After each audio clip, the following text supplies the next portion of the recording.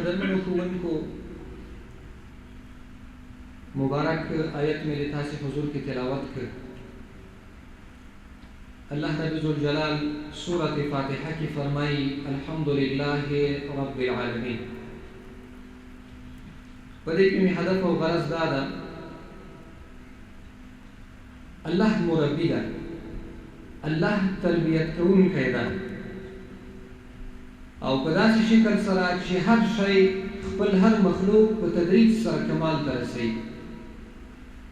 نو ګورئ دغه صفت چې تربیه ورکول دي دا د الله د صفاتو نه یو صفت ده.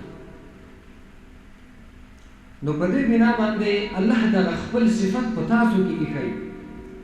تاسو د مسلمانانو د اولادونو مربیان یئ.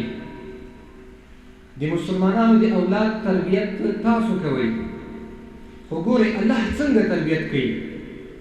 او الله رب ذوالجلال خپل پیغمبر صلی الله علیه وسلم ته څه ډول د تربیت کولو امر کوي او قرآن عظیم الشان کې آیتونه نازلوي.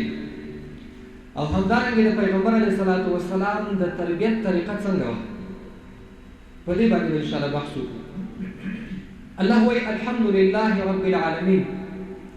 حمد او ثنا هغه ذات لره ده چې هغه پالونکی د عالم ده، هغه مالک د عالم ده، هغه تربیت کوونکی د عالم ده، هغه مربي د عالم ده. عالم د دې تعریف علما کوي چې ما سوى الله دا ټول په عالم کې داخل دي.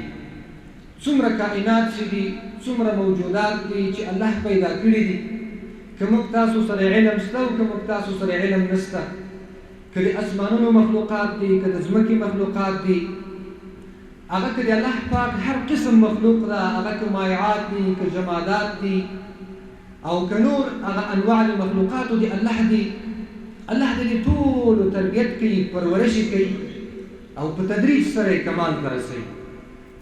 دلته د تربیت تفسیر علما داسې کوي الله هغه ذات ده، هغه پالونکی ده، هغه مربي او تربیت کوونکی ده چې یو شی په تدریج سره کمال ته رسوي.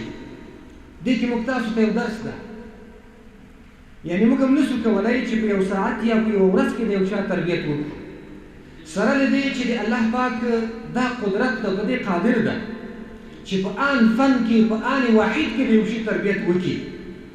خو الله رب ذوالجلال عادت مبارک بیا دا ده چې په تدریج سره یو شی کمال ته رسوي.